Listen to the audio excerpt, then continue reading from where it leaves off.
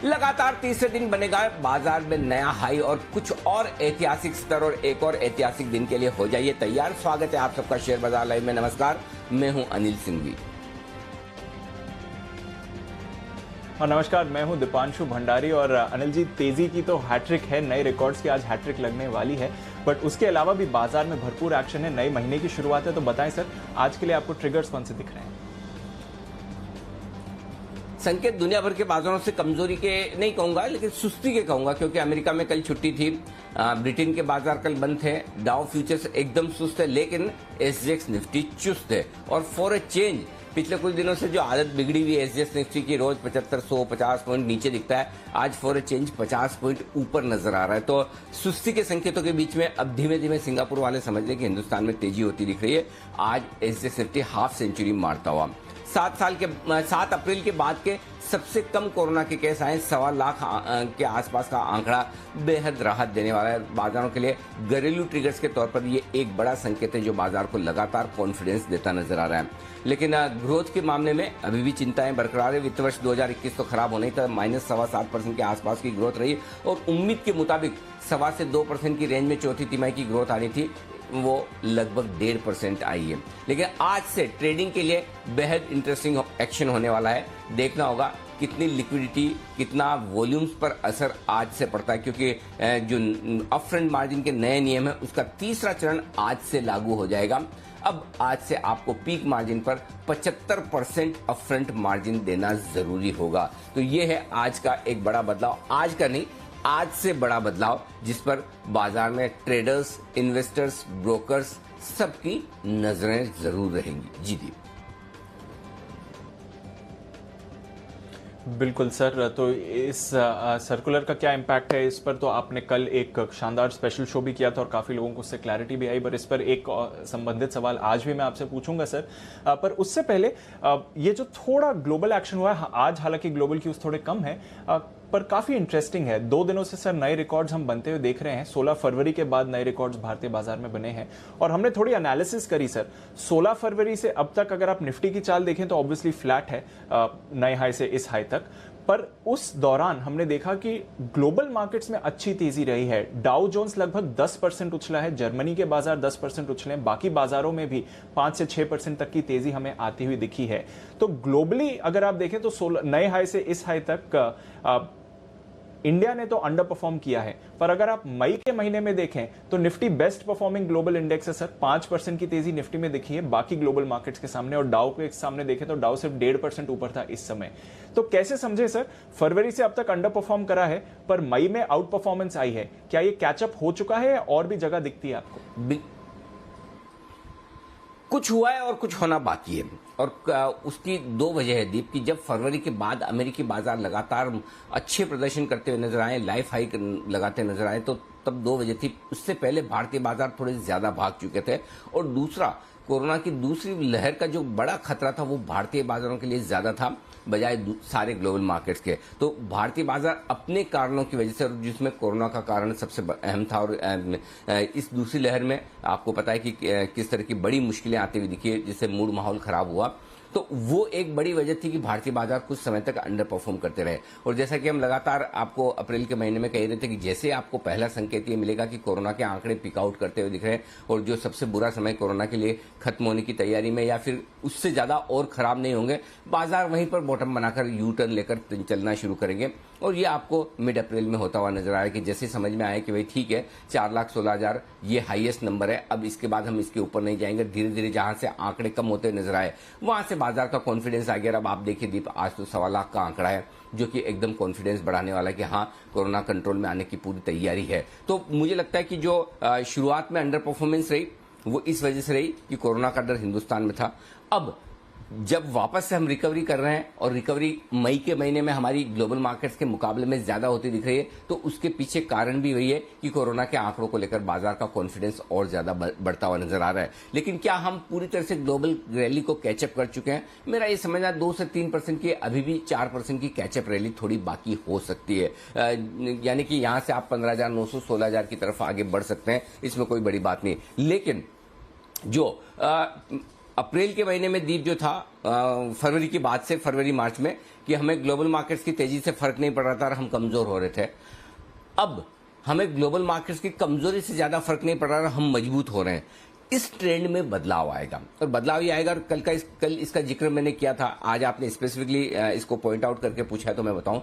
अब हमारे लिए ग्लोबल संकेत यहां से इंपॉर्टेंट होते हुए दिख रहे हैं। पहले की तरह हम ग्लोबल संकेतों को पूरी तरह से नजरअंदाज करेंगे कि अरे वहां डाउ गिरा होगा, डाउ फ्यूचर्स नीचे होंगे, एसजेक्स निफ्टी 100 पॉइंट नीचे दिख रहा है, हम तो ऊपर खुलेंगे। ये जो कॉन्फिडेंस अब धीमे धीमे हमारा कम होगा। मजबूती का रुझान है, इसका मतलब ये नहीं। लेकिन अगर एसजेक्स निफ्टी 100 पॉइंट नीचे तो आप ऐसे ठोक कर नहीं कह सकते नहीं हम तो 50 पॉइंट ऊपर खुलेंगे, या डाउ 200-300 पॉइंट नीचे है तो ऐसा नहीं कि आप बहुत उल्टा भाग जाएंगे उनके विपरीत। क्योंकि अब आप जो कुछ भी आपको कोरोना की वजह से कैचअप रैली करनी थी वो काफी कुछ कर चुके हैं। कोरोना के अच्छे आंकड़े इस वक्त 50 से 75% आप ये मानकर चलें कि बाजार में डिस्काउंटेड है, इसीलिए आप लाइफ टाइम हाई पर हैं कि बाजार कोरोना को डिस्काउंट कर रहा है।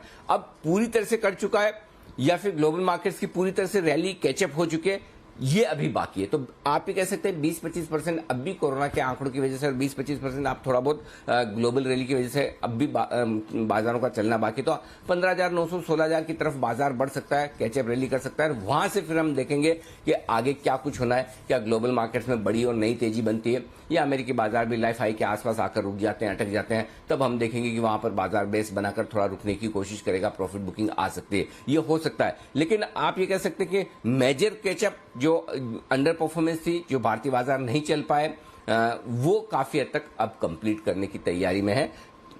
काफी कुछ कर चुके हैं, थोड़ा सा और बाकी है। जी दीप।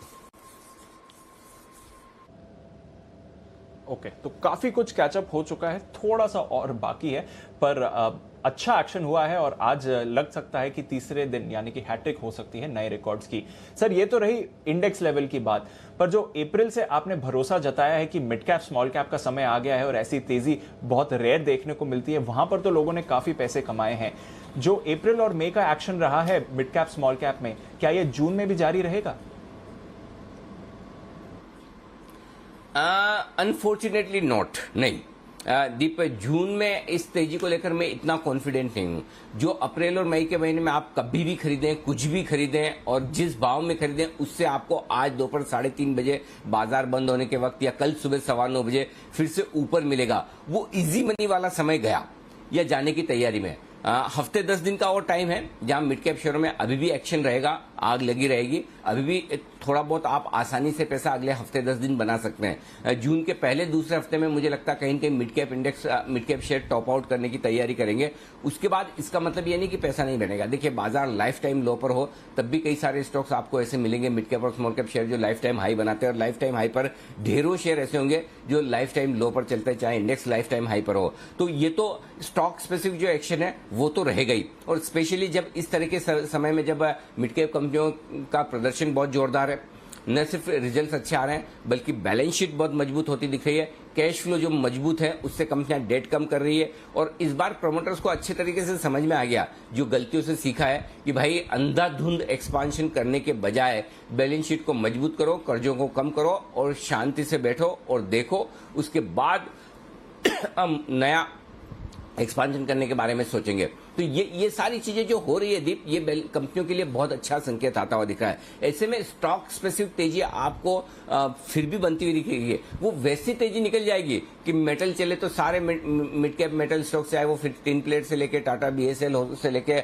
जो आपको गुडलक स्टील से लेके सनफ्लेग आयन, हर सब सारे स्टॉक चल जाए, वो जमाना निकल जाएगा हफ्ते 10 दिन में। शुगर में एक बलरामपुर से लेकर द्वारिकेश, उगर और मगध और सब चलते पड़े, वो जमाना निकल जाएगा। उसके बाद आपके लिए अब स्टॉक स्पेसिफिक एक्शन का समय आएगा कि तब स्टॉक चुनिंदा तरीके से चलेंगे, कम स्पीड से चलेंगे, आपका पेशेंस टेस्ट करेंगे और इजी मनी अभी लिया, अभी बेचा, आज लिया, कल बेचा, इस हफ्ते लिया, अगले हफ्ते बेचा और मोटा पैसा बना लिया, ये समय जा रहा है। देखिए, लाइफ लॉन्ग ऐसा समय रह नहीं सकता। मिड कैप शेयरों के लिए भी जो बड़ी पार्टी थी, वो बड़ी पार्टी में ये नहीं कह रहा खत्म हो रही है, लेकिन वो अपने पीक पर पहुंच रही है। तो अब अगले हफ्ते 10 दिन थोड़ा और आपके लिए टाइम है, ये आखिरी लेग है। उसके बाद इसका मतलब ये बिल्कुल मत समझिए कि पैसे नहीं बनेंगे। उसके बाद पेशेंस जो रखेंगे, जो लॉन्ग टर्म व्यू रखेगा, जो एंट्री एग्जिट ज्यादा प्रॉपरली कर पाएगा, उसके लिए पैसे बनेंगे। तो आपका होराइजन लंबा करना पड़ेगा आपको कि भाई हफ्ते दो हफ्ते के लिए या घंटे 2 घंटे के लिए, 1 या 2 दिन के लिए शेयर खरीद के काम नहीं चलेगा, पहला। दूसरा, क्वांटिटी आपको कम करनी पड़ेगी। और तीसरा, आपको रिटर्न एक्सपेक्टेशन कि आप जो कमाना चाहते हैं उसकी उम्मीद कम करनी पड़ेगी। हमें पता है दीप कि कई बार जब बाजार ऐसा होता है कि आप स्टॉक रिकमेंड करते हैं तो स्टॉक 1-1, 2-2% भी नहीं चलते हैं। और कई बार ऐसा होता है कि आप स्टॉक का नाम लें और वो स्टॉक स्क्रीन पर आए तब तक 10% और 15% या 20% चल जाता है। तो ये बाजार की कमाल है, हमारी नहीं। तो इसलिए वो बाजार की जो कमाल थी वो अब हफ्ते 10 दिन में खत्म होने आएगी, क्योंकि रिजल्ट ज्यादातर मिड कैप कंपनियों के आ चुके हैं, थोड़े बहुत और आने बाकी हैं। तो रिजल्ट सीजन चूंकि एक्सटेंड हुआ है जून तक, नहीं तो मेरा तो इरादा अप्रैल और मई का ही था कि अप्रैल और मई तक ही मिड कैप शेयरों की ये जबरदस्त पार्टी रहने वाली है। लेकिन चूंकि अभी कई सारी कंपनियां ऐसी है जो सेबी ने 1 महीने का रिलैक्सेशन दिया है नतीजों को आपको डिक्लेयर करने के लिए, तो थोड़े थोड़े स्टॉक्स और अभी 15 दिन, महीने भर इस जून के महीने में चलेंगे। लेकिन मेजर पोर्शन जो तेजी का था मिड कैप शेयरों का, वो अब रुकने की तैयारी में आता हुआ दिख रहा है, जो हफ्ते 10 दिन में कभी भी होना चाहिए। जी दीप। बिल्कुल सर। तो अब वो आसानी से पैसा बनाने का समय खत्म हो गया है, बट मौके तो ज़रूर आपको बाजार में रोज़ मिलते ही रहेंगे और अनिल जी और हमारे एक्सपर्ट्स आपको इन मौक़ों के बारे में रोज़ बताएंगे भी। पर सर, आज से जो ये थर्ड फेज लागू हो रहा है अपफ्रंट मार्जिन का, 75% अब मार्जिन आपको देना पड़ेगा, क्या इसका इम्पैक्ट आ सकता है बाजार की लिक्विडिटी पर, ट्रेडिंग एक्टिविटी पर या फिर सेंटिमेंट पर भी? आएगा दीप। और मिड कैप और स्मॉल कैप शेयरों पर कम बुलिश होने के पीछे एक वजह यह भी है मेरी कि थोड़ा मार्केट को एडजस्ट होने दीजिए नए पीक मार्जिन के। 75% का पीक मार्जिन कम नहीं होता। और सबसे बड़ी बात यह कि अगर कोई ट्रेडर है तो उस ट्रेडर को एग्जैक्टली मार्जिन रिक्वायरमेंट कितनी हो सकती है उसका ठीक ठीक अंदाजा लगाना आसान काम नहीं है। तो थोड़ा आपको लीवे चाहिए, लेकिन वो लीवे चूंकि ब्रोकर्स के जरिए से भी देना नहीं चाहते, तो मुझे लगता है कि थोड़ा लोग संभल कर ट्रेड करेंगे, एक्स्ट्रा ऑर्डिनरी पोजिशन नहीं बनेगी। और ये एक बड़ा बदलाव होगा पहली तारीख से, आज से। तो मुझे लगता है कि थोड़ा सा अगले 2, 4, 5, 7 दिन देखना चाहिए कि वॉल्यूम्स किस तरह के रहते हैं। और अभी तो वॉल्यूम्स देखिए, आप देख ही रहे हैं कि कैश मार्केट के स्टॉक्स में, मिड कैप स्मॉल कैप शेयरों में जमकर होते हुए दिख रहे हैं। हालांकि कैश मार्केट के स्टॉक्स में फिर भी समस्या कम है, लेकिन अगर आपके एफएनओ ट्रेड्स हैं तो एफएनओ ट्रेड्स में आपने स्टॉक खरीदा है और वो स्टॉक 1-2% नीचे हो गया, तो वहां पर तुरंत मार्क टू मार्केट, फिर पीक मार्जिन, ढेर सारी रिक्वायरमेंट है जो ब्रोकर्स को और क्लाइंट्स को पूरी करनी होती है। तो उस लिहाज से मुझे लगता है कि थोड़ी सी लिक्विडिटी पर असर पड़ने वाला है, पड़ेगा भी। और इस लिहाज से थोड़े से मार्केट्स शेलो हो जाएंगे, थोड़े वॉल्यूम कम होंगे और इम्पैक्ट कॉस्ट थोड़ी सी बढ़ सकती है। तो मेरा ये समझना है 1-2 दिन सिस्टम को सेट होने दें, देखने दें किस तरह का असर पड़ता है। मार्केट देखिए, हर चीज पर मार्केट एडजस्ट कर लेते हैं। पहले 2 चरण के मार्जिन लगे, वो भी एडजस्ट हुए, ये भी हो जाएंगे। लेकिन एडजस्ट करने के लिए जो 2-4 दिनों का समय चाहिए, वो समय एक बार निकल जाए, उसके बाद फिर से बाजार बैक ऑन ट्रैक आएगा। तो थोड़ा असर तो पड़ेगा, इसमें कोई डाउट नहीं। जी दीप। बिल्कुल सर, तो इसका थोड़ा तो असर पड़ेगा ही, और देखते हैं कि 1-2 दिन बाजार किस तरह से अब इस नए थर्ड फेज पर रिएक्ट करते हैं, एडजस्ट करते हैं। तो चलिए सर, ढेरों फैक्टर्स हैं जहां पर आज नजर बनी हुई है। आज के संकेत क्या कह रहे हैं? आज के संकेत, ग्लोबल संकेत न्यूट्रल साइड पर है, क्योंकि छुट्टियों का माहौल है। न्यूट्रल से हल्के पॉजिटिव रख सकते हैं आप। एफआईज के संकेत पॉजिटिव साइड पर हैं, घरेलू फंड्स के संकेत न्यूट्रल हैं, वायदा कारोबार के संकेत न्यूट्रल। ट्रेंड और सेंटीमेंट दोनों ही लगातार आपके लिए पॉजिटिव बना हुआ है ही। 15,435, 15,500 आज के लिए सपोर्ट जोन, आसानी से टूटने वाला नहीं, मजबूत सपोर्ट है। फिर भी एक और रेंज जो स्ट्रॉन्ग ब्लाइंड बाय जोन है वो है 15,375 से 15,400। अब आपको लग रहा होगा यहां से लगभग 200 पॉइंट नीचे, लेकिन अगर आप हर रोज 150 पॉइंट निफ्टी बढ़ाएंगे, 200 पॉइंट निफ्टी बढ़ाएंगे, 125 पॉइंट निफ्टी बढ़ाएंगे, तो आपके लिए लेवल्स दूर के आएंगे। तो आपको डिसाइड करना है कि लेवल्स दूर के चलेंगे या तेजी कम हो, वो चाहिए। तो जाहिर सी बात है कि तेजी ज्यादा हो वो ज्यादा बढ़िया है। तो उस लिहाज से आपके लिए थोड़े से लेवल्स नीचे के दूर के आते दिख रहे हैं। 15,650। अच्छा, अब दीप ये जो अगली लाइन में मैं जो आपको लेवल्स दे रहा हूं निफ्टी के ऊपर के, इस पर बिल्कुल भी भरोसा न करें कि ये अंदाज से ऊपर के लेवल्स हैं। न एफएनओ के डेटा में कोई लेवल साफ नजर निकल कर आ रहे हैं, और निफ्टी के चार्ट्स में तो चार्ट्स मुझे दिखता नहीं, तो मुझे पता नहीं कि ऊपर कितना जा सकता है, क्योंकि ये तो बिल्कुल ही खुले नीले आकाश में नो चार्टेड टेरिटरी में, क्योंकि अनचार्टेड टेरिटरी में है जिसे आप कहते हैं, क्योंकि लाइफ टाइम हाई पर है। तो ऊपर की जो रेंज मैंने दी है वो 15,650 15,700 अंदाज से दिए, 15,750 15,800 ये भी बिल्कुल अंदाज से दी। तो ऊपर की रेंज आप अपने हिसाब से देखें, छोटी छोटी रुकावट 15,700 15,800 के आसपास इसलिए है कि वहां पर कॉल राइटर्स हैं, बाकी ऊपर के लेवल मेरे पास है नहीं। और वायदा कारोबार में कोई खास ऐसा साफ बड़ा लेवल निकल कर नहीं आ रहा है जो ये कहे कि हाँ इसके ऊपर नहीं जाएंगे। वो लेवल आता है 16,000 के आसपास, बहुत दूर है यहाँ से 400 पॉइंट। तो इसलिए अंदाज से ऊपर की रेंज में दे रहा हूं, बट हाँ नीचे के सपोर्ट रेंज और खरीदारी की रेंज एकदम परफेक्ट है, इसमें बिल्कुल भी चिंता ना करें। बैंक निफ्टी 34,950 35,150 दिन के लिए मजबूत सपोर्ट जोन है। इस रेंज में आए तो जरूर खरीदना चाहिए। मेरे ख्याल से ये रेंज टूटेगी ही नहीं। फिर भी फॉर चेंज आई मीन एक फॉर कंफर्ट और कॉन्फिडेंस एक नीचे का रेंज और रख लीजिए। 34,600 34,700 स्ट्रॉन्ग ब्लाइंड बाय जोन है। बैंक निफ्टी के ऊपर के जो लेवल है वो परफेक्ट है, इसमें कोई समस्या नहीं, ये साफ निकल कर आ रहे हैं। 35,700 35,775 ऊपर का दिन का छोटा लेवल है। 35,950 से 36,100 यहां तक बैंक निफ्टी जाने की कोशिश कर सकता है और वहां पर हल्की फुल्की प्रॉफिट बुकिंग आने की भी पूरी तैयारी आपके लिए रहेगी। ये आपके लिए बैंक निफ्टी के बड़े लेवल्स और निफ्टी के बड़े लेवल्स दीप आज के लिए जो बड़े सपोर्ट जोन और रेजिस्टेंस जोन है। जी बिल्कुल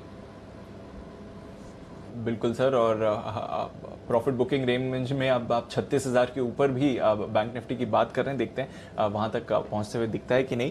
पर दिन के हिसाब से क्या रेंजेस रहेंगी सर? 15,500 15,650 दिन की छोटी रेंज है। 15,435 15,700 दिन की मीडियम रेंज है और 15,400 से 15,750 दिन की बड़ी रेंज मान लें। 150 पॉइंट इधर 150 पॉइंट उधर, ब्रॉडली ये आपके लिए बड़ी रेंज होगी। बैंक निफ्टी 35,150 35,775 दिन की छोटी रेंज, 34,950 35,950 दिन की बड़ी रेंज है, मीडियम रेंज है माफ कीजिएगा। 34,700 से 36,100 ये दिन की बड़ी रेंज। बैंक निफ्टी के लेवल एकदम परफेक्ट है, इसमें कहीं कोई दिक्कत वाली बात नहीं है।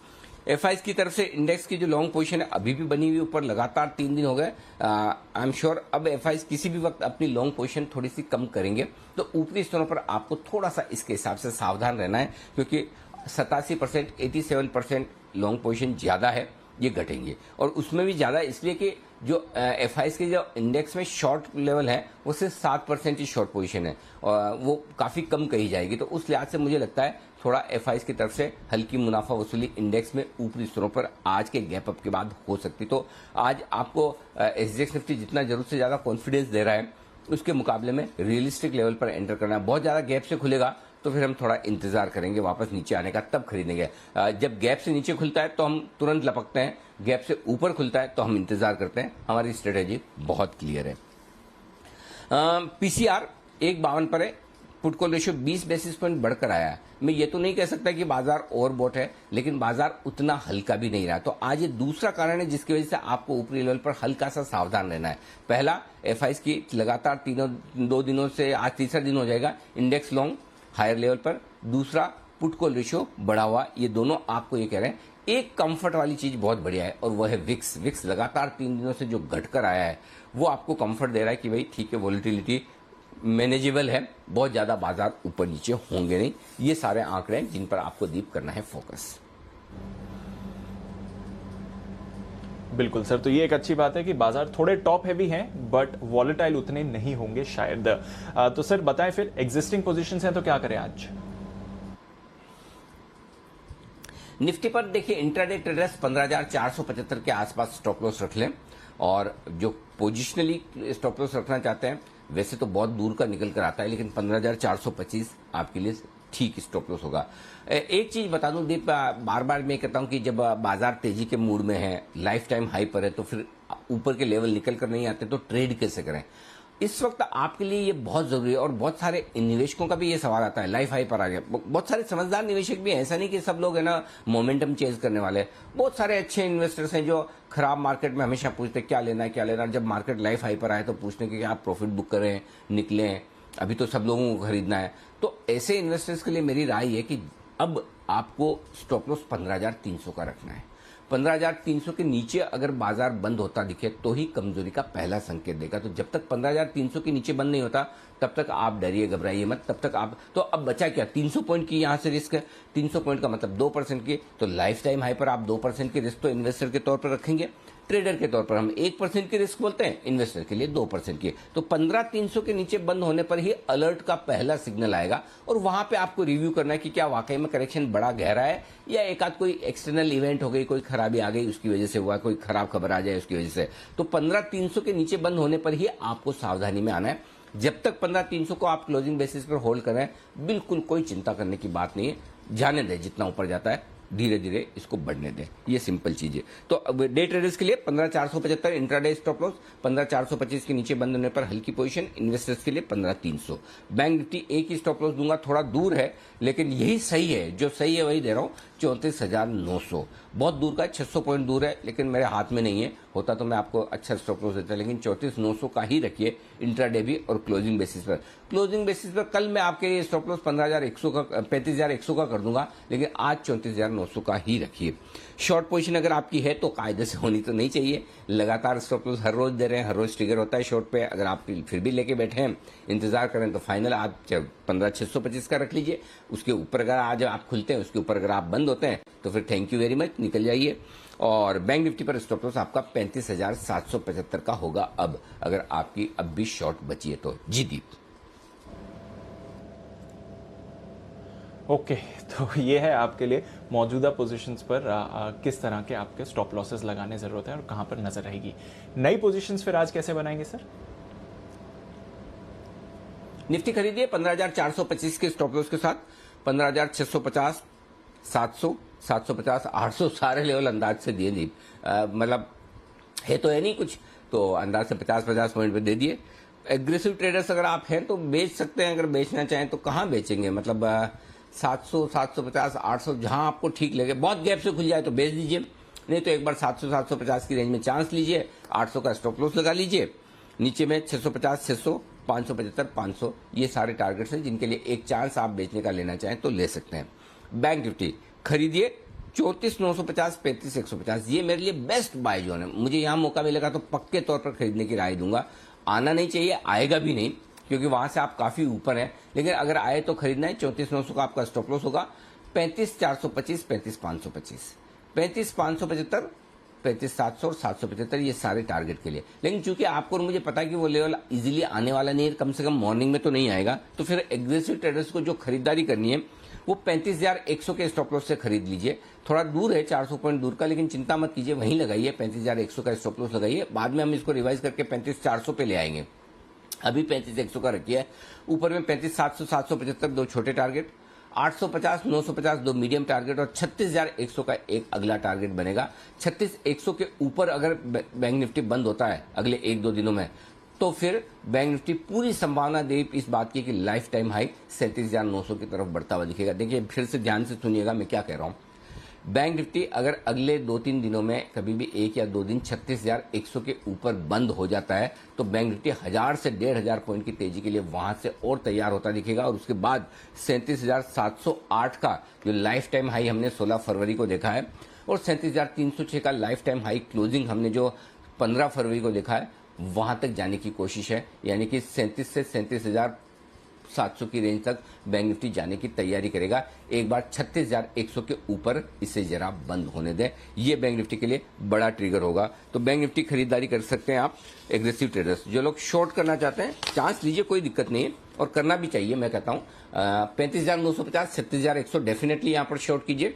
और इसलिए मैं कह भी नहीं रहा कि एग्रेसिव ट्रेडर्स है, नॉर्मल ट्रेडर्स भी यहाँ पर शॉर्ट कर सकते हैं। 36,250 का स्टॉप लॉस होना ही चाहिए और नीचे की तरफ का टारगेट है 35,850, 35,775, 35,700, 600 और 525। ये सारे टारगेट के लिए बैंक निफ्टी में आपको 36,000 के नजदीक बिकवाली करने का एक ट्रेड जरूर लेना चाहिए। वहां तक पहुंचना तो एक चांस लीजिए, स्टॉप लॉस के साथ कोई हर्ज नहीं। जीती ओके तो ये है आपके लिए कुछ अहम स्ट्रैटेजीज, आज नई पोजीशंस कैसे बनानी है और बैंक निफ्टी इन पर्टिकुलर यहाँ पर नजर रहेगी। सर बैन लिस्ट की बात करें, ट्रिपल हो गई है। सन टीवी ऑलरेडी बैन में था पहले दिन जो आ गया था, और उसमें अब जुड़ गए हैं बैंक ऑफ बड़ौदा और पीएनबी। यूजुअली नई सीरीज में सर 4-5 दिन लगते हैं इससे पहले कि स्टॉक्स बैन में आए, फिर यहाँ पर हम देख रहे हैं कि पहले 2 दिनों में ही 3 स्टॉक्स बैन में आ गए हैं। कुछ इंडिकेट कर रहा है सर ये? सरकारी बैंकों में एक्शन पूरा है और एसबीआई के रिजल्ट्स के बाद सारे सरकारी बैंकों में इंटरेस्ट है। और दीप, ये तो हम इस साल की बात कर ही रहे हैं कि ये साल ही है सरकारी कंपनियों के नाम पर है, सरकारी बैंकों के नाम पर। और अब देखिए बीच बीच में थोड़े दिन ठंडे होते हैं, वापस से एक्शन आता है। तो रिजल्ट्स इस तरह के आए हैं एसबीआई के, उसको देखते हुए बढ़िया एक्शन है, कोई चिंता की बात नहीं है। अब आइए थोड़ा मैं आपको एफआईज के डेटा बता दूं। 2400 करोड़ की खरीदारी कैश मार्केट में एफआईज ने की है। सामने स्टॉक बेचे 200 करोड़ के, तो नेट स्टॉक्स में 2200 करोड़ की खरीदारी बेहद दमदार है। इंडेक्स बेचे 690 करोड़ के, वो भी निकाल दो 700 करोड़ के, तो भी 1500 करोड़ की डायरेक्शनल खरीदारी एफआईज की। तो आपको याद होगा दीप, में कह रहा था कि एक बार लाइफ हाई तक तो हमारे ट्रेडर्स ले जाएंगे बाजार को, और उसके बाद उसे पार करके आगे ले जाने का जिम्मा एफआईज का होगा। वहां से जो एफआईज की शॉर्ट कटेगी और तेजी की पोजीशन बनेगी, वो देखने लायक होगी। और एग्जैक्टली अभी तक तो जो स्क्रिप्ट लिखी है उसी के हिसाब से फिल्म बन रही है। आप देखिए लाइफ टाइम हाई पार करते 2 दिनों में एफआईज की तरफ से खरीदारी के आंकड़े आना शुरू हो गए, और लेफ्ट आउट फीलिंग अब एफआईज में जो इस बाजार में अब इन लेवल्स पर वो खरीदारी कर रहे हैं, ऊपर ले जाने की कोशिश कर रहे हैं। घरेलू फंड का क्या हाल है? कुछ नहीं कर रहे हैं, न खरीद रहे हैं न बेच रहे हैं। बेचना बंद कर दिया, खरीदने की हिम्मत है नहीं कि अब नीचे में नहीं खरीदा तो अब कहां खरीदें। तो वो वेट एंड वॉच वाले मूड में है। 180 करोड़ की छोटी खरीदारी है उनकी, कोई खास फर्क नहीं पड़ता। वायदा कारोबार 15,400 इमीडिएटली मजबूत सपोर्ट होता है, जहां हाईएस्ट ओपन इंटरेस्ट है 42 लाख शेयरों का, तो वो आपके लिए बड़ा स्ट्रॉन्ग सपोर्ट हो गया। लेकिन उससे पहले दीप 15,500 भी आसानी से टूटेगा नहीं।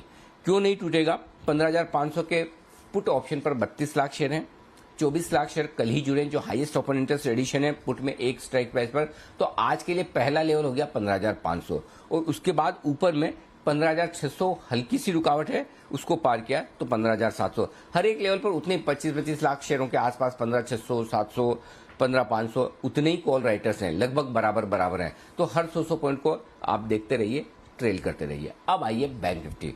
बैंक निफ्टी में इंटरेस्टिंग डेटा है दीप। 35,000 पर हाईएस्ट ओपन इंटरेस्ट है पुट में 10 लाख शेयरों का, 35,500 पर कॉल्स में हाईएस्ट ओपन इंटरेस्ट है 12 लाख शेयरों का।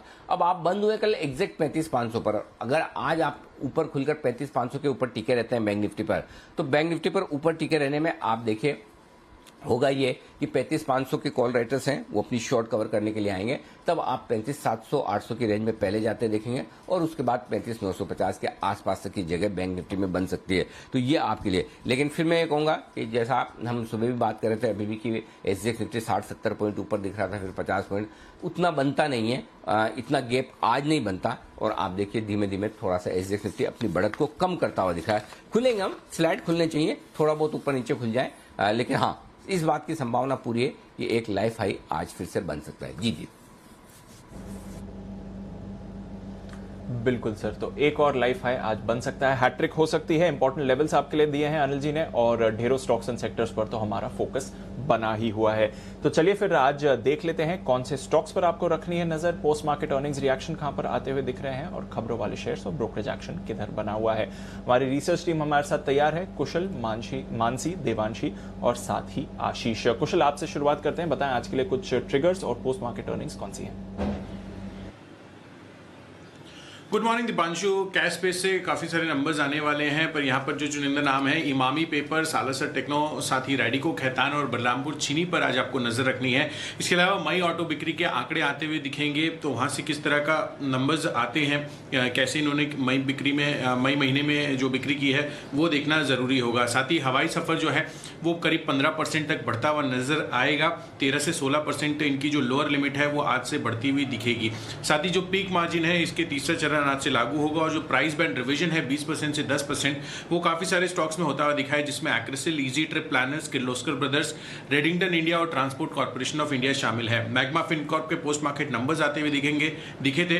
बॉटम लाइन जो है वो प्रोविजनिंग और वन ऑफ्स के चलते इंपैक्टेड थी, पर ऑपरेशनली जो है कंपनी ने बेहतर साइड पर प्रदर्शन किया है। इसका प्रोविजंस देखिए 177 करोड़ से बढ़कर 1048 करोड़ क्वार्टर बेसिस पे। साथ ही कंपनी का जो घाटा है वो 36 करोड़ से बढ़कर 664 टर्नओवर होता हुआ दिखा है और यहाँ पर जो कंपनी की ब्याज से आय है वो करीब 10% बढ़ी है। इनफैक्ट यहाँ पर जो मैग्मा फिनकॉर्प है ये अब राइजिंग सन होल्डिंग्स की सब्सिडियरी बन चुकी है, ऐसा इन्होंने नोटिफाई किया है और अदार पूनावाला जो है वो चेयरमैन बन गए हैं कंपनी के बोर्ड के। इनफैक्ट यहाँ पर जो है अभय भूतादा वो एज ए एमडी नियुक्त किए गए हैं मैग्मा फिनकॉर्प में। ओके, तो नजर रखिए मैग्मा फिनकॉर्प नतीजों के साथ साथ ही अब प्रमोटर क्लासिफिकेशन भी चेंज होती हुई दिख गई है इस कंपनी के लिए। आइए आज की कुछ और पोस्ट मार्केट अर्निंग्स के बारे में जानते हैं मानसी के साथ। गुड मॉर्निंग मानसी, बताएं। Good morning Deepanshu. नारायण हृदयालय से शुरुआत करेंगे, हमारे खास सेगमेंट नतीजे आएंगे, कमाई कराएंगे में ये स्टॉक रेकमेंड किया था और हमारे अनुमान से भी ज्यादा अच्छे नंबर्स आते हुए देखने को मिल रहे हैं। 800 करोड़ की आय का अनुमान हम लगाकर चल रहे थे, 837 करोड़ की आय कंपनी ने पोस्ट की है। 122 करोड़ के कामकाजी मुनाफे का अनुमान था, 141 करोड़ का कामकाजी मुनाफा आया है। मार्जिन 12.9% से 16.9% पर, वहीं मुनाफे के फ्रंट पर 12 करोड़ से 68 करोड़ कंपनी ने मुनाफा पोस्ट किया है, 467% का जब यहां पर कंपनी लगा रही है। तो नारायण हृदयालय अच्छे नंबर्स। टूरिज्म फाइनेंस कॉर्पोरेशन अच्छे नंबर्स हैं। नेट इंटरेस्ट इनकम में 25% की बढ़त है और मुनाफे में करीब 49% की बढ़त देखने को मिली है। एशियन ग्रेनिटो मजबूत आंकड़े आते हुए दिखे हैं। कंपनी की आय में करीब 68% की बढ़त देखने को मिली, मार्जिन से 8% से 9.5% और मुनाफा जो है करीब 6 करोड़ से 19 करोड़ पर जाता हुआ दिखा है।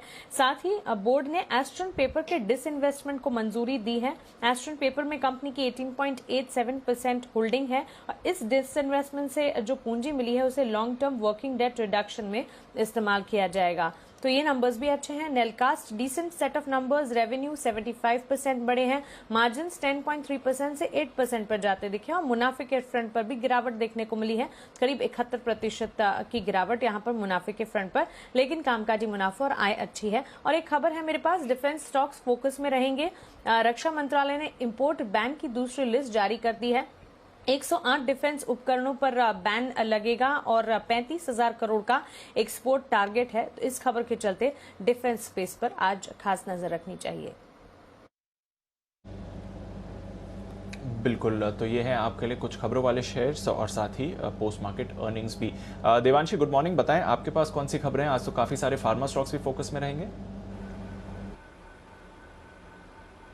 बिल्कुल, गुड मॉर्निंग दीपांशु। आज सबसे पहले आप देखिए सोलारा एक्टिव और साथ ही कुछ 4 कंपनीज हैं जिन पर आज आपको फोकस करना है। लेकिन सोलारा एक्टिव ये कंपनी है जो लिस्टेड है, जहां पे सरकार ने पीएलआई स्कीम के तहत 4 कंपनीज को बल्क ड्रग्स का उत्पादन शुरू करने की अब मंजूरी दे दी और जल्दी कैबिनेट से भी मंजूरी मिलती हुई दिखेगी, जिसमें सोलारा एक्टिव पर आपको नजर रखनी है। जुबिलेंट फार्मोवा के लिए भी अच्छी खबर आती हुई दिख रही है, जहां पे कंपनी की जो सब्सिडरी है जुबिलेंट फार्मा लिमिटेड, उसने यूएस में $92 मिलियन का निवेश किया है, अपने केपेक्स को बढ़ाया है। यूएस की जो वाशिंगटन का जो प्लांट है वहां पे इंजेक्टाइल कारोबार जो है वहां पे अपनी क्षमता बढ़ाने के लिए उन्होंने ये निवेश किया है और इसके चलते आज इस पर भी फोकस रखे। Auto ancillary manufacturing companies, metals, infra, ये सारी कंपनीज के लिए आज अच्छी खबर आती हुई दिख रही है।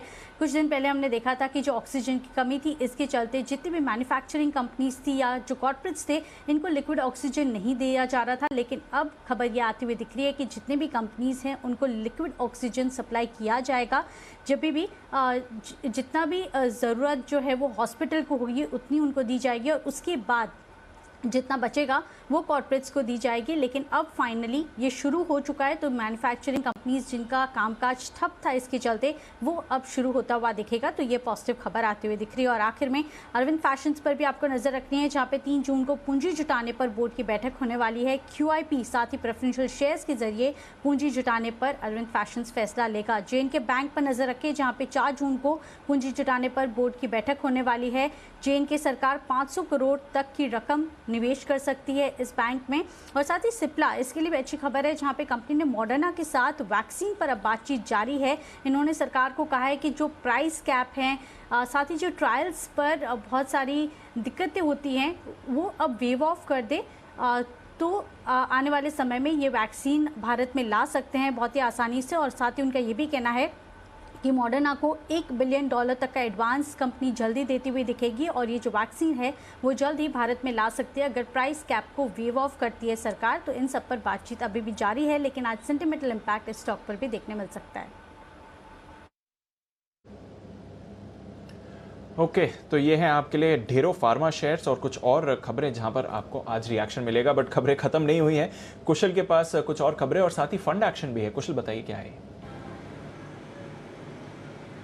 देखिए, करदा कंस्ट्रक्शंस पर नजर रखिए। बोर्ड ने शेयर स्प्लिट को मंजूरी दे दी है। ₹2 की फेस वैल्यू वाला शेयर अब ₹1 प्रति शेयर जो है हो जाएगा और साथ ही बोर्ड ने 175 करोड़ रुपए जुटाने की मंजूरी भी ये देते हुए दिखे हैं। फंड एक्शन में पटेल इंटीग्रेटेड लॉजिस्टिक्स, यहाँ पर प्रमोटर असगर पटेल ने करीब 3.5 लाख शेयरों की बिकवाली की है ₹23.62 प्रति शेयर के भाव पर। साथ ही IRB इंफ्रा, यहाँ पर HDFC म्यूचुअल फंड ने ऑलमोस्ट 25 लाख शेयरों की खरीदारी की है ₹111 प्रति शेयर के भाव पर। वहीं दूसरी तरफ इसके against zenith multi trading DMCC ने 25 लाख शेयर बेचे हैं। और अंत में एक इनसाइडर ट्रेड्स जहां पर अपोलो टायर्स हैं, प्रमोटर PTL एंटरप्राइजेस ने करीब 2.5 लाख शेयरों की जो है खरीदारी की है 26 से 27 मई के बीच। ओके, तो ये है आपके लिए कुछ और खबरें और साथ ही फंड एक्शन भी, स्पेशली IRB इंफ्रा। नजर रखिए इस पर क्या रिएक्शन आता है।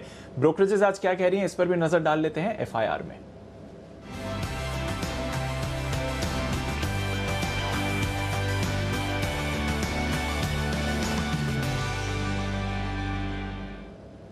आशीष हमारे साथ जुड़ रहे हैं। आशीष, गुड मॉर्निंग, बताएं आज की रिपोर्ट्स कौन सी हैं। Good morning Deepanshu. सबसे पहले PNB हाउसिंग, यहाँ पर मॉर्गन स्टैनली की बढ़िया रिपोर्ट आई है। ओवरवेट की रेटिंग को बरकरार रखा है, ₹600 का लक्ष्य दिया है, 526 के आसपास की जो है कल की क्लोजिंग है। ये मान रहे कि कार्लाइल की तरफ से जो कैपिटल इन्फ्यूजन किया जाएगा उससे बिजनेस में एक बढ़िया टर्न अराउंड देखने को मिलेगा, जिसके चलते स्टॉक पर बुलिश है। और बिंदु फार्मा, यहाँ पर ढेर सारी रिपोर्ट्स आती हुई दिखी नतीजों के बाद।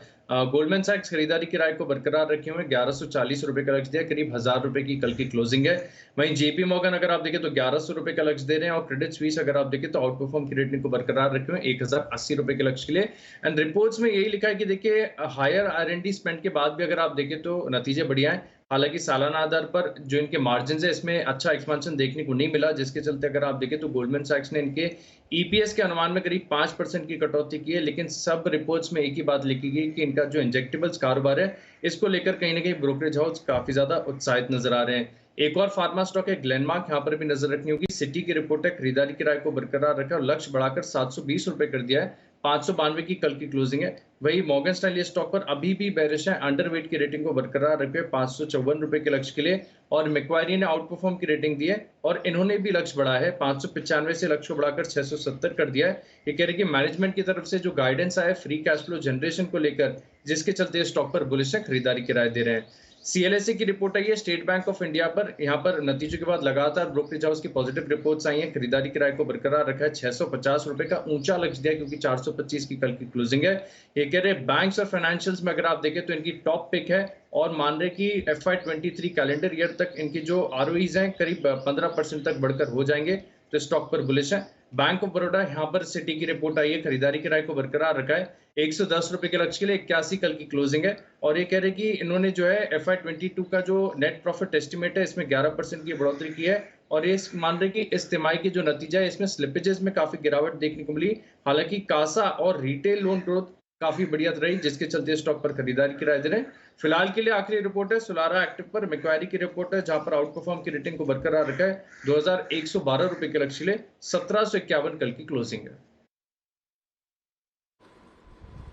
ओके, तो ये है आपके लिए सोलारा एक्टिव पर मक्वारी की रिपोर्ट। SBI BOB पर भी इंटरेस्टिंग रिपोर्ट्स और फार्मा शेयरों पर हमेशा की तरह रिपोर्ट्स आपके सामने। इन रिपोर्ट्स पर रहेगा एक्शन रहेगा नतीजों के दम पर, जो धीमे धीमे अब कम होता दिख रहा है। आखिरी चरण चल रहा है लेकिन फिर भी ढेर सारे इंटरेस्टिंग रिजल्ट्स हैं, विश्लेषण लेने का वक्त है। आइए देखते हैं Varinder result x ray.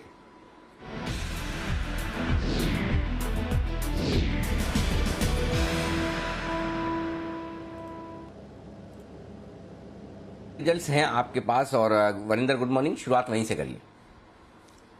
Good morning sir. एक ही स्टैंड आउट नंबर है आज sir, Rupa and company. I think honestly जिस तरीके से स्टॉक चला है सर कुछ दिनों में, तो मार्केट को सेंस था कि ये हो जाएगा। But apart from the quarterly result sir, I think जो आपके एनालिस्ट ने बता ही दिया कि Q4 के सेल्स कुछ 1.5 टाइम्स ऊपर था, EBITDA 91 crore, up by nearly 10 times, profit versus loss and all. But sir इसमें एक ही चीज जरूरी देखने की है कि अगर आप लास्ट एक साल में देखें तो इस कंपनी का ROC ऑलमोस्ट डबल हो गया sir, which was 16% last year 2020 में, 2021 में 31% हो गया sir. Margin sir, this was a company जो कुछ मार्जिन बहुत कम करती थी. If you to compare with Lux और डॉलर, पेज तो अलग ही है, चलो ठीक है. Now it has come to a category जहां पे लक्स 20% मार्जिन कमाता है और ये भी 20% मार्जिन कमाता है. नेट डेट कैश कंपनी हो गई है सर. OCF जो है ऑपरेटिंग कैश फ्लो 133% ऊपर था FY21 में. कहने का मतलब है सर जो इसके इंटरनल मैट्रिक्स हैं वो लक्स के कंपैरिजन में हो गए हैं. और अगर हम वैल्यूएशन देखें लक्स और रूपा का, पेज को जो छोड़ देते हैं सर, तो रूपा 18 टाइम्स TTM PE पे ट्रेड कर रहा है, लक्स 34 टाइम्स TTM PE पे ट्रेड कर रहा है. इसमें सिर्फ एक और चीज बोलूंगा सर कि पेज इंडस्ट्रीज ने अपने पूरे इतिहास में सबसे बड़ा जो प्रॉफिट किया था वो 400 करोड़ का किया था, 400 करोड़ का. और उसका मार्केट कैप अभी कुछ 34,000 करोड़ के आसपास है. ऑफकोर्स लास्ट ईयर 340 करोड़ का प्रॉफिट था, बट सबसे ज्यादा प्रॉफिट 400 करोड़ का किया था सर. लक्स अभी पौने 300 करोड़ प्रॉफिट कमाने लगा है और रूपा पौने 200 करोड़ कमाने लगा है. तो ये दोनों कंपनीज धीरे धीरे उस तरीके से पेज के पास में आ रही है. और वैल्यूएशन डिफरेंस बहुत ज्यादा है सर. अभी भी पेज 100 टाइम्स पे ट्रेड करता है, लक्स 33 टाइम्स पे ट्रेड करता है और रूपा 18 टाइम्स पे ट्रेड करता है. So it's a very interesting space to watch out for going ahead, अगर ये नंबर सस्टेन होते हैं तो. ओके, तो ये है आपके लिए दमदार नतीजे, और नतीजों के साथ साथ वैल्यूएशंस के लिहाज से भी अगर आप देखें तो लक्स और पेज इंडस्ट्रीज के मुकाबले में रूपा एंड कंपनी बेहद सस्ता शेयर. आइए अच्छे नतीजे और रीजनेबल वैल्यूएशंस इस लिस्ट में कौन से शेयर हैं, इन पर डालते हैं नजर. वरिंदर बताइए. सर नाहर ग्रुप के नंबर्स अच्छे आए थे. नाहर स्पिनिंग मिल्स बोलूंगा मैं. Honestly I am not very fond of low ROC business, but इसके नंबर्स अच्छे आए थे. P&L की जो मैं बात कर रहा हूं, but I should tell you कि it's a low ROC business जो अभी थोड़ा सा फैंसी में चल रहा है. कोई इतना सस्ता स्टॉक नहीं है. 10-12 टाइम पे ट्रेड करता है, बट बिकॉज अभी टेक्सटाइल सबको अच्छा लगने लगा है तो 10-12 टाइम पे लोग बोलते हैं कि सस्ता है. बट अदरवाइज आप नंबर्स देखिए सर, तो 17% मार्जिन आया compare to 10% quarter on quarter और 4% YoY. तो नंबर्स आपको बहुत अच्छे दिखे. पहले लॉस किया था, अभी प्रॉफिट करने लगी है. इवन क्वार्टर ऑन क्वार्टर इसका प्रॉफिट जो 3 गुना हो गया है. So in that entire segment things are really looking good. Marksans के results I think results market आज में आगे थे, तो अच्छे नंबर चल रहे हैं सर. बट इसका पास्ट उतना अच्छा नहीं रहा है, बट नंबर्स बहुत अच्छे थे compare to the valuation for this company trading है.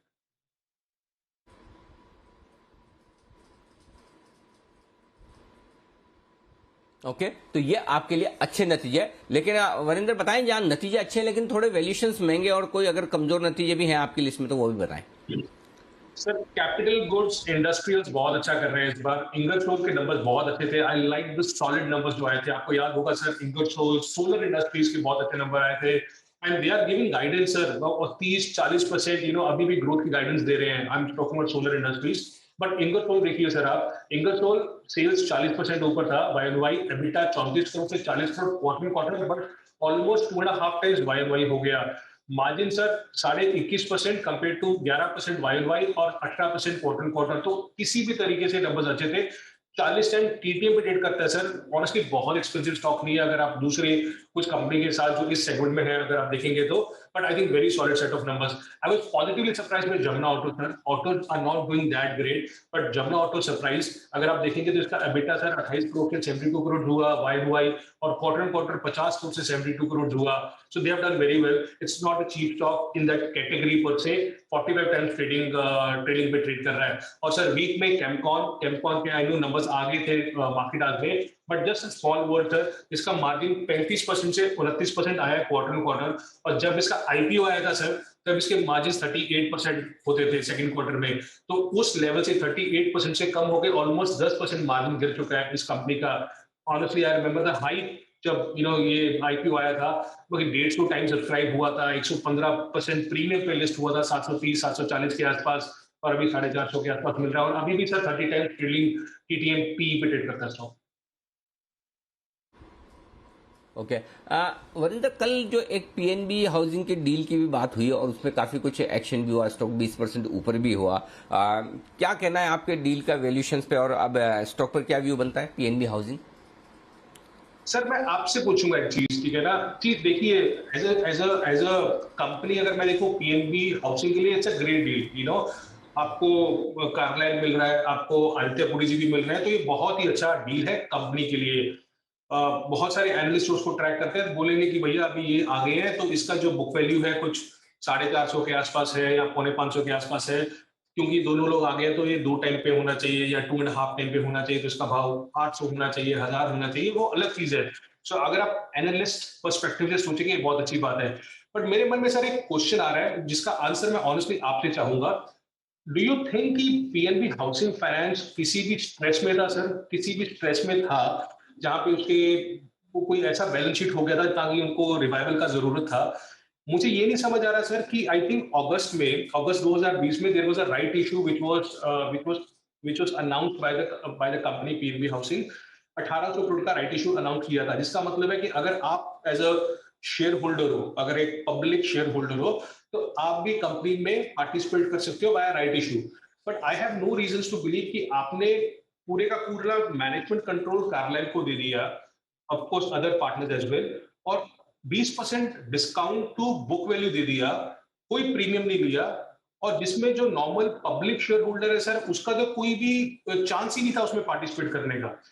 तो एक ऑलरेडी एग्जिस्टिंग शेयर होल्डर है जनरल एटलांटिक, उसको भी वॉरंट मिल गया सर। तो why was there a need कि आपको 20% प्राइस टू बुक डिस्काउंट पे आपको इन जो बड़े इन्वेस्टर्स हैं इनको देने का जरूरत है, और कोई प्रीमियम भी नहीं लिया सर, उससे कोई प्रीमियम नहीं हुआ। एंड सो आई थिंक कहीं ना कहीं जो normal public retail share holder है उसको जो वो पार्टिसिपेशन था इस कंपनी में होने का बाय राइट इशू, वो टोटली मिस कर दिया। सो ऐसा जल्दी क्या था? So that is one question which अगर आपके पास कोई भी पीएनबी हाउसिंग वाला आए या कोई भी मैनेजमेंट आए, कार्लाइल से आए, तो प्लीज पूछिए कि एक इतना जल्दी क्या था सर? कोई स्ट्रेस में नहीं था, कुछ नहीं था। And I think people are deprived to participate in PNB Housing just because of this जो भी डील हुआ है सर। Right, absolutely right. और अगर कंट्रोलिंग स्टेक बिकती तो इनफैक्ट वो प्रीमियम पर जानी चाहिए, न कि डिस्काउंट पर। मैं भी कल जब डील की सारी डिटेल्स पढ़ रहा था तो 20% डिस्काउंट पर बुक वैल्यू के किसी हिसाब से नहीं बनती। तो नो डाउट जिन्होंने खरीदा है उनके लिए एक बहुत बढ़िया डील है, लेकिन पीएनबी हाउसिंग के शेयर होल्डर्स के लिए उतनी बढ़िया डील्स है नहीं। खाली आप इसी भरोसे है कि चलिए ठीक है, नया मैनेजमेंट है, अच्छा मैनेजमेंट है, एक्सपीरियंस, या फिर ज्यादा मजबूत मैनेजमेंट, ज्यादा फोकस मैनेजमेंट मानकर चलें, वो एक अलग बात है। बट वैल्यूशंस जो पीएनबी हाउसिंग के शेयर होल्डर्स को मिलने चाहिए वो नहीं मिले, इसमें कोई डाउट नहीं, ये बात सही है। और जैसा आपने कहा, मुलाकात होगी, सवाल जरूर पूछेंगे। बहुत बहुत शुक्रिया वरिंदर, ये सारा विश्लेषण देने के लिए हमारे दर्शकों को। आइए बढ़ते हैं आगे, हमारे सारे एक्सपर्ट से मुलाकात करने का वक्त है। Pick of the day.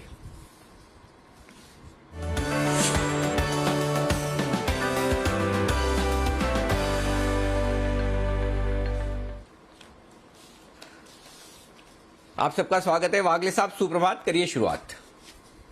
Anil ji, good morning. Deepanshu, good morning. मेरा कॉल है डॉक्टर लाल पैथ लैब पे, इसको बाय करके चलना है।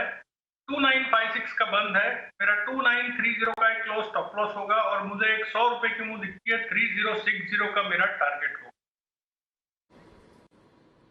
ओके, डॉक्टर लाल पैथलेप यहाँ करें खरीदारी, ये है राय वागले साहब की तरफ से। सुमित जी, सुप्रभात, बताएं सर आप क्या खरीदेंगे? Good morning Anil ji, good morning.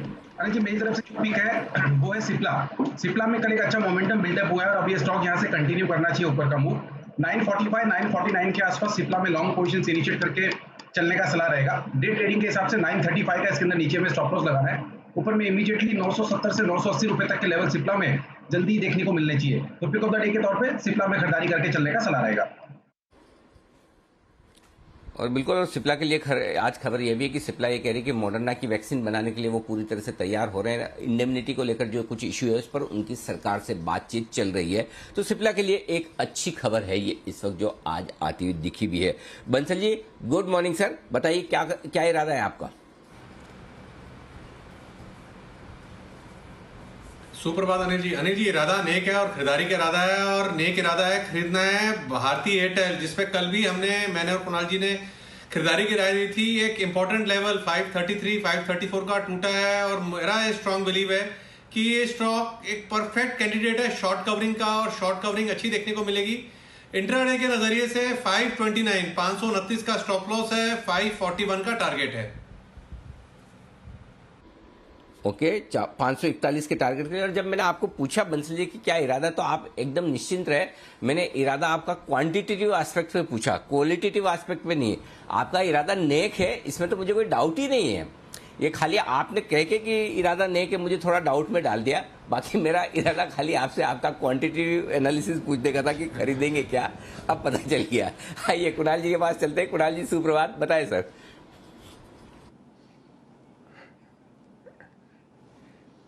सुप्रभात अनिल जी, सुप्रभात दीपांशु। अनिल जी, इरादे हमारे बहुत नेक हैं और राकेश जी ने आज मुझे सवेरे ही मैसेज देके कहा है कि आज जितनी भी कॉल्स हैं वो अनिल जी को समर्पित है, क्योंकि उनका जन्मदिन करीब आ रहा है, तो सारी हैप्पी बर्थडे पिक्स होंगी। तो अनिल जी आज मेरी पिक भी आपको समर्पित है, हैप्पी बर्थडे पिक है। और अनिल जी स्टॉक है, आप ही का स्टॉक आपको गिफ्ट में दे रहा हूँ। स्टॉक है अनिल जी वेदांता, जिस पर आपने पिछले साल धमाकेदार कॉल दी थी और मैंने कहा था कि आपकी एक कॉल ऑफ द ईयर है। वेदांता अनिल जी फिर से तेजी के लिए तैयार हो रहा है, तो और फिर भी अभी हाल में भी आपने खरीदारी की राय दी थी, तो वेदांता अनिल जी जबरदस्त लग रहा है। चार्ट पर बाय करके चलें। यहां पर 268 पर 268 रुपए पर स्टॉप लॉस रखना है। पहला टारगेट 285 रुपए का, दूसरा टारगेट 293 रुपए का।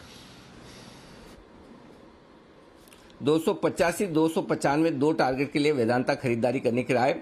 मेरे बर्थडे से जोड़कर जो आप मुझ पर दबाव बनाने की कोशिश कर रहे हैं, मुझे समझ में नहीं आ रहा कि मुझे रिलीफ है, मुझे कॉम्प्लीमेंट है, या मुझ पर वेदांता नहीं चलने का दबाव बन रहा है। लेकिन मैं ठीक है, जब मेरे नहीं समझ में आता तो मैं उसको कॉम्प्लीमेंट ही मानता हूं। तो मेरे इस कॉम्प्लीमेंट के लिए धन्यवाद कुणाल जी। उम्मीद करते हैं कि एक्शन में जल्दी आएगा। बहुत दिनों से पेशेंस टेस्ट कर रहा है सब लोगों का। देखते हैं आज आपके बोलने से हो सकता है, आप के बोलने से क्रेडिट आपके लिखी हो। वो कहते हैं ना कि किसके हाथ में यश लिखा है, तो आपके हाथ में यश लिखा हो, शायद ये आज पता चलेगा। किरण जी सुप्रभात, बताएं सर क्या खरीदना है। Anil ji very good morning. दीप वेरी गुड मॉर्निंग। मुझे खरीदना है टाटा कंज्यूमर। इसने पिछला स्विंग टॉप अच्छे खासे वॉल्यूम्स के साथ निकाला है। और दूसरी बात है कि पिछले कल के दिन में आखिरी के 2 घंटे में बहुत अच्छे वॉल्यूम्स के साथ एक अच्छा स्पर्ट देखने को मिल रहा है। तो मेरा मानना है कि ये डिमांड कंटिन्यू होता नजर आ जाना चाहिए। मेरा स्टॉप लॉस 657 का रहेगा और 677 के मेरे पहले टारगेट्स रहेंगे। ओके, तो टाटा कंज्यूमर में खरीदारी करने की राय। हिमांशु जी नमस्कार सर, बताएं आप क्या खरीदेंगे। जी गुड मॉर्निंग दीपांशु। अनिल जी मेरा pick of the day cash segment का स्टॉक है Aditya Birla Fashion ABFRL। 195 rupees का अनिल जी कल क्लोज था। स्टॉक एक अच्छे कंसोलिडेशन के बाद अपना जो एक रेजिस्टेंस जोन था 192 193 उसके ऊपर बंद हुआ यहाँ पर। मुझे लगता है कि इस स्टॉक में आज एक अच्छी तेजी देखने को मिल सकती है। तो 205 और 208 रुपए के दो टारगेट्स के लिए आदित्य बिरला फैशन में खरीदारी की राय है। 190 रुपए का स्टॉप लॉस लगाया जा सकता है। ओके, तो कैश का स्टॉक आया है AB फैशन, जहां पर खरीदारी करनी है। VK शर्मा साहब भी हमारे साथ हैं। शर्मा साहब नमस्कार सर। बताएं सर, आपकी तो ऑप्शन की स्ट्रेटेजी होगी, क्या करना है सर। जी नमस्ते अनिल जी और सभी को पैनलिस्ट को मेरा नमस्ते। अभी जो मेरा ऑप्शन है वो है अपना जो दवाई की कंपनी है, माफ कीजिए, बायोकॉन। तो 390 रुपए की क्लोज हुई है जी बायो, और करीब 1.5% ये ऊपर क्लोज हुई थी कल। तो यहाँ पे मेरी सलाह है कि आप 12 रुपए का कॉल ले सकते हैं। 390 का कॉल 12 रुपए पे ले सकते हैं। 10 रुपए का स्टॉप लॉस रखिए और टारगेट आपका रहेगा 17। अगर ये स्टॉक किसी कारणवश ऊपर खुलता है तो आप अपना न लें, अपने भाव का वेट करें। और अंततः यही है कि जो इस वक्त जो चीज़ें नहीं चल रही हैं वो चल रही हैं, और जब रिलायंस मार्केट में चलता है तो बाकी अन्य चीज़ें थोड़ी ठंडी पड़ती हैं। तो ये मार्केट को एक मैं समझता हूँ कि ये मौका है जहाँ पे एक रोटेशन हो रहा है स्टॉक्स का, सेक्टर्स का, जो मार्केट के लिए हेल्दी है। तो बाकी स्टॉक थोड़े कम भी चले तो नीचे लेवल पे वापस अपॉर्चुनिटी मिलेगी और ये सही नए सिरे से वापस स्टॉक्स ऊपर की ओर आएंगे, ऐसा मुझे लगता है। बिल्कुल, तो बायोकॉन पर भरोसा बढ़ते हुए दिख रहा है। अपने भाव पर ही खरीदें जैसा शर्मा साहब कह रहे हैं। तो 390 की कॉल खरीदनी है 12 रुपए के लेवल पर, और फिर वहां से आप तेजी का इंतजार करें। कल जय ने भी बायोकॉन पर खरीदारी की राय दी थी, 400 तक के टारगेट्स वो भी देख रहे हैं, और कल थोड़ा मोमेंटम में भी आते हुए दिखा था काउंटर। तो नजर रखते हैं बायोकॉन, शर्मा साहब की तरफ से कॉल ऑप्शन की ट्रेड। और कुछ कॉल्स लेनी है हमारे एक्सपर्ट से। एक शानदार SIP स्टॉक भी बस आने की तैयारी में है और बाजार के खुलने की तैयारी है।